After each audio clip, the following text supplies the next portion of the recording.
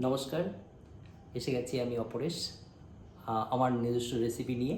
আজকের রেসিপি আলুর দম বানানোর জন্য যে সমস্ত রেসিপির জন্য যে সমস্ত মশলাগুলো লাগে সেগুলো আমি সাজিয়ে রেখেছি, আগের থেকে তৈরি করে রেখেছি। ফোড়ন দেওয়ার জন্য ধনে, তেজপাতা, গোটা জিরে, দারচিনি, লবঙ্গ, এলাচ আর লাল শুকনো লঙ্কা, পেঁয়াজ কুচানো ফোড়নের পরে দেওয়ার জন্যে। আর এটার মধ্যে আছে পেঁয়াজ বাটা, রসুন বাটা, আদা বাটা আর টমেটো পিউরি একসঙ্গেই করে নিয়েছি সবগুলো। আর এটার মধ্যে রেখেছি চাল মগজ বাটা, কাজু বাদাম বাটা একসঙ্গে। আর এটার লবণ আছে, এটাতে আছে জিরের গুঁড়ো, এটাতে আছে আলুর দম মশলা, ধনের গুঁড়ো, হলুদ গুঁড়ো, আর এটা আরেকটা গরম মশলা গুঁড়ো, আর কাশ্মীরি লঙ্কার গুঁড়ো, আর এটাতে আছে ঘি, আর আগে থেকে ভেজে রাখা আলু।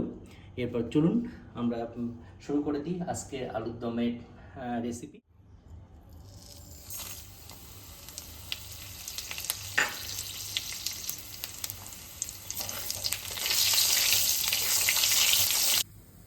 অ্যাড করছি কুচানো পেঁয়াজ, এবার দিয়ে দিচ্ছি টমেটো পিউরি, পেঁয়াজ পিউরি, রসুন বাটা, আদা বাটা একসঙ্গে যে মিক্সচারটা করে রেখেছিলাম সেটা দিয়ে দিলাম।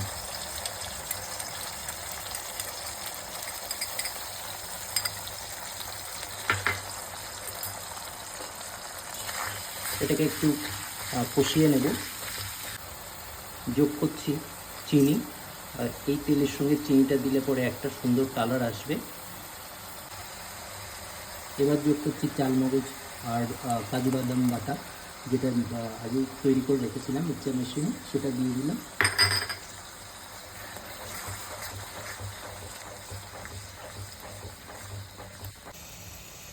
হ্যাঁ, এর মধ্যে এবার যোগ করছি টক দই যোগ করছি।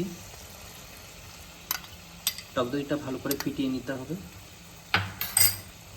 এর মধ্যে যোগ করছি জিরের গুঁড়ো, 3 চামচ মতো জিরের গুঁড়ো দিয়ে দিলাম। ধনের গুঁড়ো দিয়ে দিলাম 2 চামচ।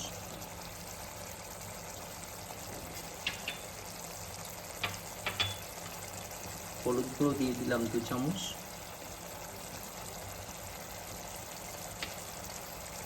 আলুর দম মশলা যোগ করলাম 2 চামচ। সবশেষে যোগ করছি কাশ্মীরি লঙ্কার গুঁড়ো 2 চামচ। ভালো করে নাড়িয়ে নিতে হবে। আর সঙ্গে যোগ করব লবণ স্বাদ মতো।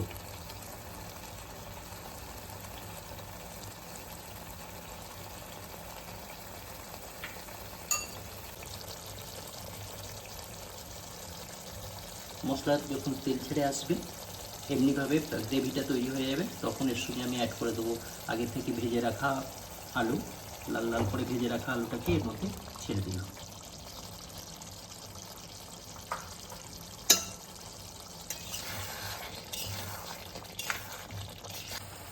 গরম জল যোগ করছি এর সঙ্গে।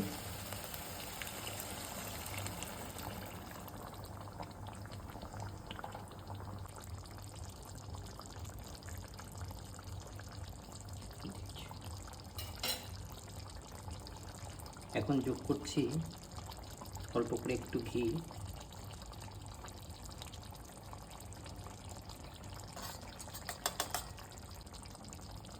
আর দিয়ে দিলাম গরম মশলার গুঁড়ো।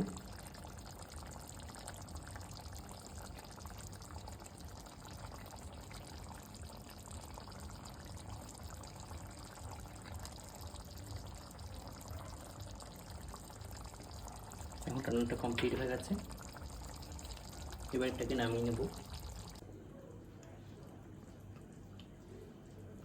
তৈরি হয়ে গেছে আজকে সেই প্রতীক্ষিত আলুর দম রান্না। দেখুন, এমনি করে যে আলুর দমটা বানিয়েছি, দেখতেও সুন্দর হয়েছে, খেতেও অপূর্ব। আমি একটু আগেই চেক করেছি, আপনারাও চেক করবেন। এমনিভাবে রান্না করবেন, দেখবেন খেতে ভালো হবে। এটা রুটি, পরোটা এবং ভাত দিয়ে খেলেও অতীব সুন্দর লাগবে। কেমন হয়েছে রান্না, আপনারা কেমন করলেন, কমেন্ট ও শেয়ারে জানাবেন। নমস্কার।